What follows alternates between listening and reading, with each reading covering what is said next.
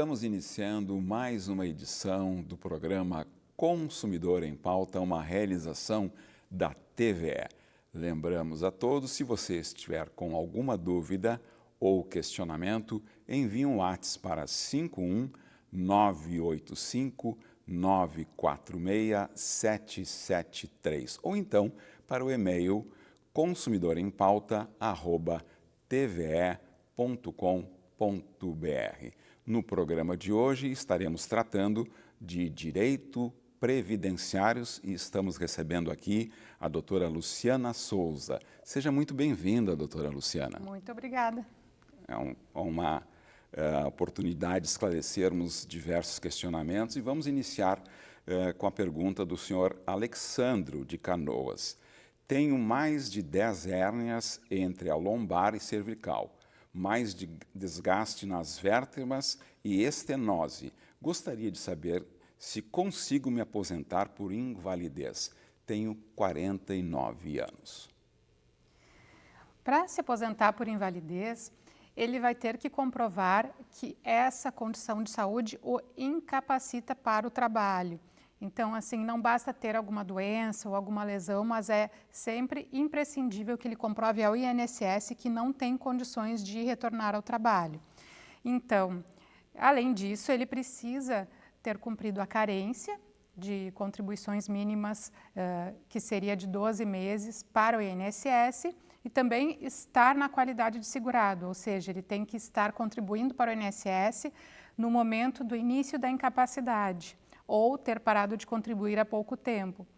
Então, ele pode solicitar a perícia médica ao INSS, apresentar o laudo médico com o CID que ateste que ele não tem condições de retornar ao trabalho. A perícia médica federal vai analisar o caso e, se concluir que aquela incapacidade para o trabalho é temporária, vai conceder um benefício por incapacidade temporário, o auxílio-doença. Se concluir que ele está definitivamente incapacitado para toda e qualquer atividade profissional e que não tem como ser reabilitado para outra função, aí sim o INSS vai aposentá-lo por invalidez. Então, assim, não depende exatamente do tipo de doença, mas sim de comprovar que ele não tem condições de trabalho. Essa é a condição essencial para o benefício por incapacidade. A próxima pergunta, doutora Luciana, é do senhor José, de Porto Alegre. Minha mulher recebe um salário mínimo de aposentadoria do INSS e eu recebo 2 salários mínimos. Eu falecendo, como ficará a aposentadoria e a pensão por morte para ela? A viúva, tanto a viúva quanto o viúvo, eles têm direito de receber a pensão por morte do segurado falecido. Mesmo que ela esteja aposentada, ela pode sim acumular os 2 benefícios. Então, ela pode continuar recebendo a aposentadoria dela e receber a pensão por morte em virtude do falecimento do marido. Porém, tem algumas questões. Após a reforma da Previdência, houve uma alteração no valor da pensão por morte. Não necessariamente será pago integralmente. Então, como é que vai ser o cálculo da pensão por morte? Primeiro, o INSS vai avaliar o número de dependentes previdenciários daquele segurado falecido. Então, seria 50% mais 10% por dependente. Então, digamos assim, se ela for a única dependente previdenciária dele, então partiria de 60% do valor que ele recebia quando era vivo. Além disso, nos casos de acumulação de benefício de pensão por morte com aposentadoria, pode ter um redutor dependendo do caso. Como é que funciona? O benefício que tiver o valor maior, ela vai receber integralmente, e o benefício que tiver o valor menor, se for superior a um salário mínimo, pode ter um redutor. No caso dela, como ela disse que a aposentadoria é de um salário mínimo, então não vai ter esse redutor porque ninguém vai receber uma aposentadoria inferior ao salário mínimo. Mas, numa hipótese, se esse valor fosse mais alto, então poderia sim ter um redutor que ele é escalonado conforme o valor do benefício. Então, assim, mas não tem problema, vai poder acumular os 2 benefícios. Tá. E nesse contexto que a senhora colocou, se a pessoa se aposentou antes de 2019, que tipo de benefício ou situação nova ela irá vivenciar? Essa é uma ótima pergunta, porque muitas pessoas têm essa dúvida. E se a minha aposentadoria é anterior a 2019, isso tem alguma diferença? Na verdade, o que vai determinar o valor da pensão é a data do óbito do segurado instituidor daquela pensão. Então, mesmo que a aposentadoria dela seja antiga, seja anterior a 2019, se o falecimento do marido ocorreu depois da reforma da Previdência, que foi em novembro de 2019, essa regra de acumulação de benefícios, ela vai estar submetida à reforma da Previdência. Não estaria somente se os dois benefícios fossem anteriores a 2019. Ok. A próxima pergunta, a pessoa também não está se identificando. Meu marido se aposentou com 48 anos de idade por tempo de contribuição. Há alguma maneira de reverter para a aposentadoria especial, já que ele é motorista de ônibus há mais de 35 anos, doutora? Primeiro passo para ver se tem direito a uma revisão de benefício é sempre verificar o prazo decadencial. Existe um prazo de 10 anos que é contado a partir da data do recebimento do primeiro pagamento da aposentadoria. Então, teria que ver, primeiro, em que data ele se aposentou e passou a receber o benefício. Se ainda não passou esses 10 anos, é possível analisar a possibilidade de uma revisão da renda mensal inicial.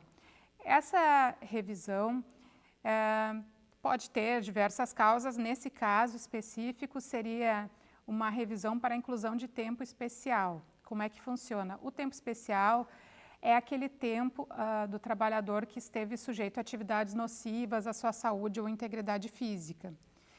Ele teria que pegar, junto às empresas em que trabalhou, o PPP, que é o Perfil Profissiográfico Previdenciário, e analisar se tem a comprovação de efetiva exposição a agentes nocivos.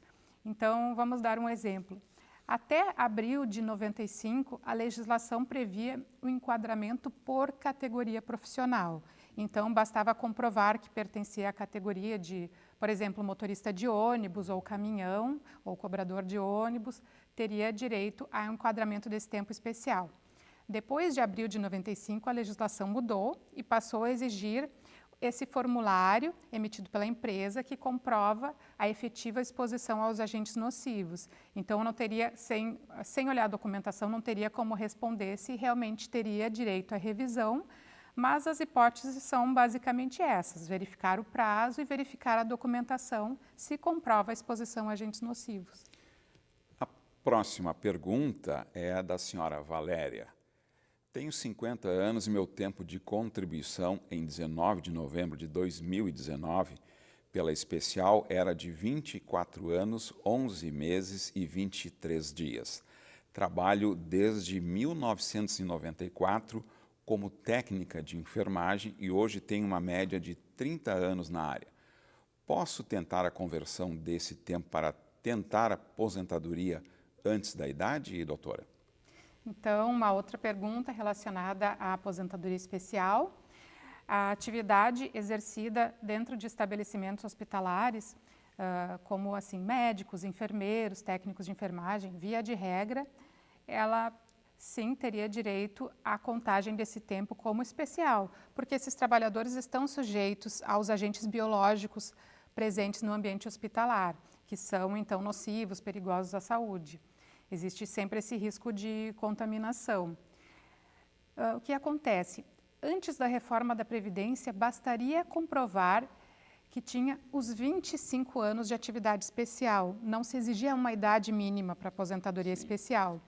E pela pergunta dela, a gente verifica que ela estava quase chegando nos 25 anos quando chegou a reforma da Previdência e mudou as regras. E como é que ficou a legislação depois disso? Agora, não basta mais ter os 25 anos de atividade especial.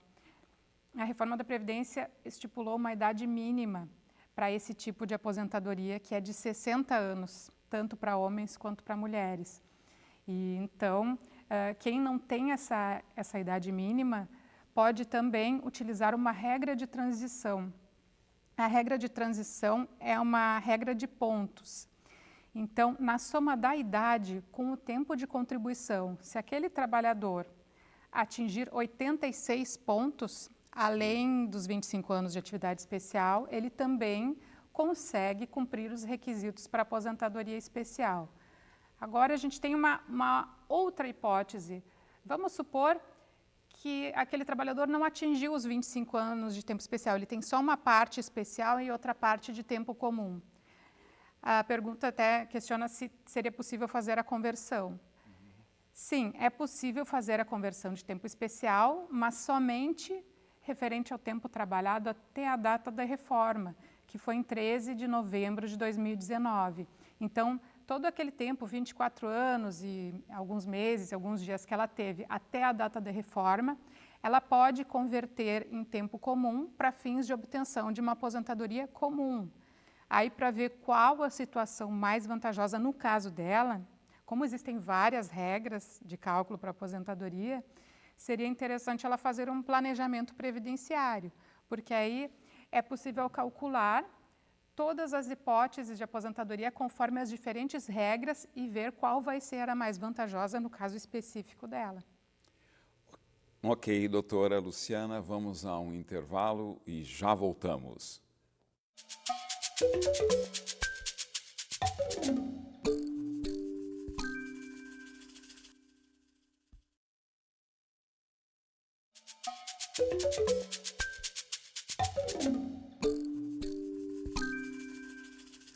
Voltamos com o programa Consumidor em Pauta. Lembramos que se você tiver alguma dúvida, envie um WhatsApp para 51 985 946 773 ou então pelo e-mail consumidorempauta@tve.com.br. Hoje estamos recebendo aqui a doutora Luciana Souza falando sobre direito previdenciário. A pergunta seguinte é da senhora Tereza. Sou aposentada e há 9 anos e há 5 anos tive câncer. Fiquei sabendo que posso solicitar a isenção do IR. Que documentos preciso apresentar para essa isenção? Existe a possibilidade de solicitar a restituição do que foi pago até agora, doutora? Sim, existe uma lista de doenças graves previstas na legislação que dão direito à isenção do imposto de renda para aposentados e pensionistas. O câncer é uma dessas doenças, então, mesmo que o câncer já esteja em remissão, ou seja, mesmo que ela já tenha se curado da doença, ela tem sim o direito a pedir a isenção do imposto de renda. Então, como é que se faz? Ela precisa apresentar um laudo médico com o CID, comprovando ao INSS essa doença e solicitar a isenção. Normalmente, o INSS só concede a partir da data do requerimento para frente. Eles não costumam isentar, restituir aquelas parcelas que já foram pagas de imposto de renda. Normalmente é assim.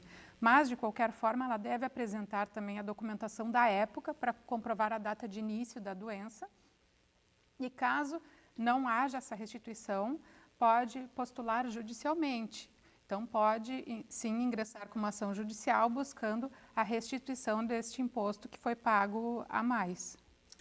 A próxima pergunta é uma pauta quase que permanente e a senhora deve ter muita ciência disso no sentido de responder, porque são muitas e muitas questões ligadas ao tema da reforma da Previdência, tá? O senhor Homero pergunta, doutora Luciana, quando aconteceu a reforma da Previdência, eu estava com 50 anos e quase 30 anos de contribuição.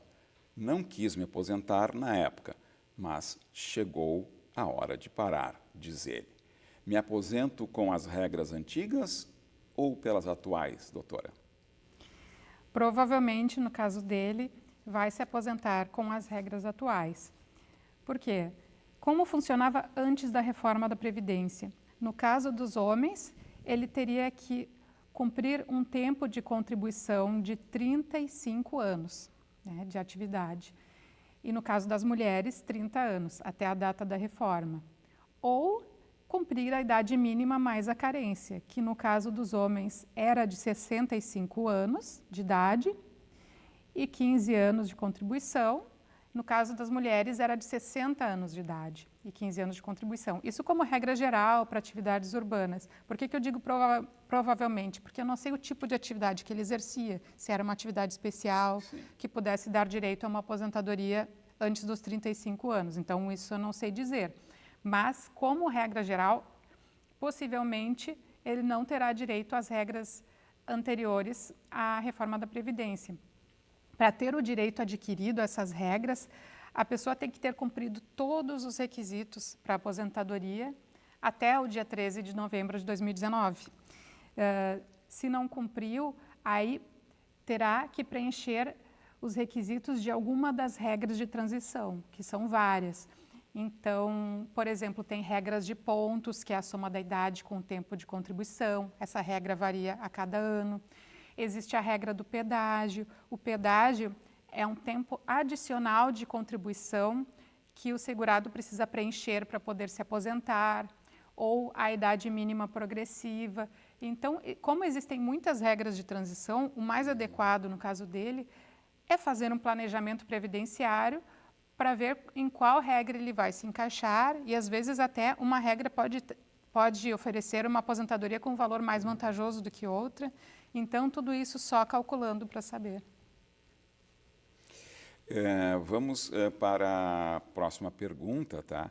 Do senhor Pedro, tá? Existe a possibilidade de duas pessoas de uma mesma família receberem o LOAS? Pergunto porque recebo o benefício há 2 anos e agora estou querendo que a minha companheira também receba. Ela tem 60 anos. Existe essa possibilidade, desde que ambos preencham os requisitos para a obtenção do benefício. A Lei Orgânica da Assistência Social prevê o pagamento do chamado BPC, que é o Benefício de Prestação Continuada, aos idosos acima de 65 anos ou pessoas com deficiência e que sejam de famílias carentes, ou seja, que tenham uma renda familiar per capita de até 1/4 de salário mínimo. Então, é somente para famílias realmente de baixa renda e para as pessoas que estejam nesses grupos. Se uma pessoa da família recebe esse benefício, isso não impede que outra venha a receber, desde que cada uma individualmente cumpra os requisitos. E é importante ressaltar também que esse benefício que é recebido por um integrante da família, ele não vai integrar o cálculo da renda familiar. Então, como esse cálculo é levado em conta no momento da análise do benefício, esse benefício não vai ser incluído. Então, assim, possibilidade existe, basta comprovar o direito. E esse cálculo, ele prevê o quê? Quais são os quesitos, os requisitos, enfim? Todos os rendimentos, por exemplo, salários, todos os rendimentos decorrentes ou de uma atividade remunerada ou não, se a família recebe aluguéis, todas as rendas do integrante da família que moram na mesma casa. Pais, filhos solteiros, irmãos solteiros, então todos que residem no mesmo lar, que sejam do mesmo núcleo familiar, todos os rendimentos deles vão ser somados com essas exceções, benefício de prestação continuada ou uma aposentadoria de valor de salário mínimo. Esses benefícios assistenciais, esses não entram no cálculo, mas os demais rendimentos da família, sim, entram e são somados. E, por exemplo, a utilização ou benefício de medicamentos, por exemplo, entra nesse quesito?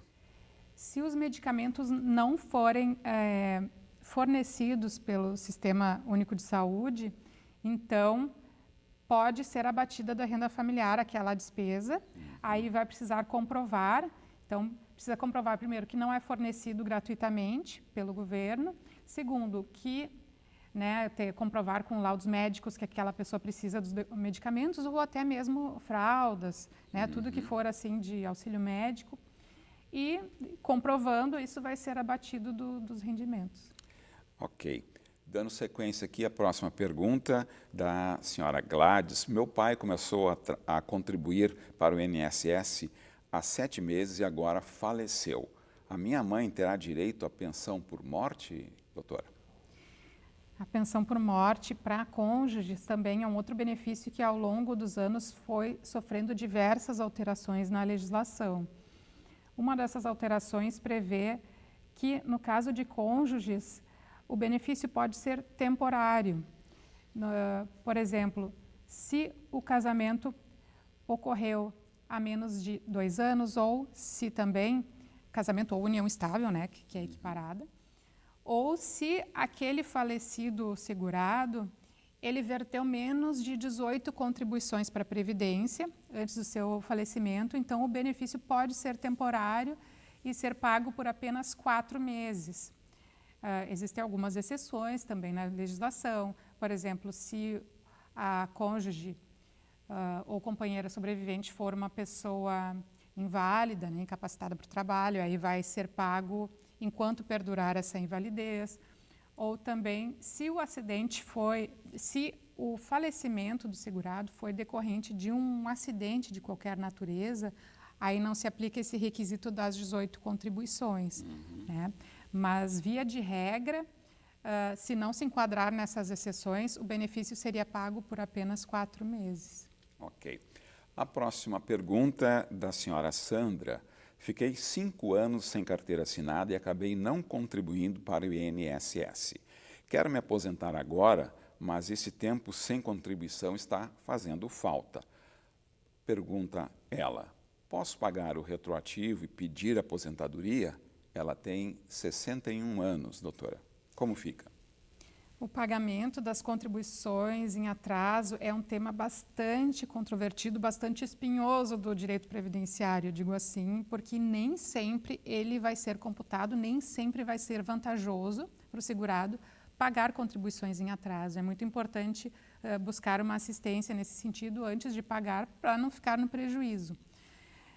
Por exemplo, depende se ela precisa dessas contribuições para fins de carência ou de tempo de contribuição. Para fins de carência já é mais difícil que ela consiga somar, porque as contribuições em atraso, elas só vão contar como carência se elas forem efetuadas dentro de um prazo, que é o prazo do período de graça. Vamos supor assim, a pessoa parou de contribuir por o INSS, ela ainda permanece com a qualidade de segurado por algum tempo, que é variável esse tempo. Então, só que no caso dela, como já se passaram 5 anos, dificilmente ela ainda estaria no período de graça, não estaria mais, não poderia mais pagar, a não ser que seja para fins de tempo de contribuição e que ela tenha como comprovar que efetivamente trabalhou no período. Aí sim pode ser considerado. Ok. Uma outra questão, doutora Luciana, tá? É do senhor Joel, tá? Sou vigilante e trabalho armado. Estou na profissão há 20 anos e ele tem 59 anos de idade. E ele pergunta, posso pedir aposentadoria especial? A aposentadoria especial dos vigilantes é prevista aos 25 anos de atividade especial, então, como ele ainda não atingiu os 25 anos, não teria essa condição e, além disso, teria que cumprir os outros requisitos, seja da idade mínima de 60 anos ou da regra de transição dos pontos, que seriam 86 pontos na soma da idade com tempo de contribuição. Porém, eu não vou dar uma resposta definitiva para ele hoje, por quê? Porque o tema dos vigilantes está para ser julgado pelo STF. Esse julgamento ainda não tem data para ocorrer, mas o STF é quem vai dar a última palavra e definir se os vigilantes têm direito ou não à aposentadoria especial. A jurisprudência há muito tempo vinha reconhecendo, mas como agora esse tema entrou em repercussão geral, vai ser julgado de forma definitiva pelo STF. Aproveitando que se abordou aqui na pergunta do senhor Joel a questão da aposentadoria especial, a senhora poderia nos colocar de maneira assim um pouco sucinta quais são assim os segmentos e os tipos específicos de aposentadoria especial, doutora Luciana? Sim, os tipos de aposentadoria especial são aquelas pessoas que trabalham sujeitas a agentes químicos, físicos ou biológicos que prejudicam a saúde. Nós temos vários exemplos, como foi tratado hoje, assim, os trabalhadores em hospitais que estão sujeitos a agentes biológicos, ou como agentes químicos, nós temos até aquelas pessoas que trabalham com contato com óleos e graxas, contato com hidrocarbonetos, gasolina, ou também agentes físicos, aqueles trabalhadores que estão sujeitos a ruídos muito altos, então trabalhadores do aeroporto, por exemplo. Né? Hoje em dia a legislação prevê que quem está exposto a ruído acima de 85 decibéis em sua jornada de trabalho também tem direito à aposentadoria especial, né? Calor, frio, eletricidade. Então, são várias as hipóteses de aposentadoria especial. Muito obrigado, doutora Luciana Souza, pelo esclarecimento das dúvidas e questionamentos e aguardamos a todos na próxima edição do programa Consumidor em Pauta. Até lá!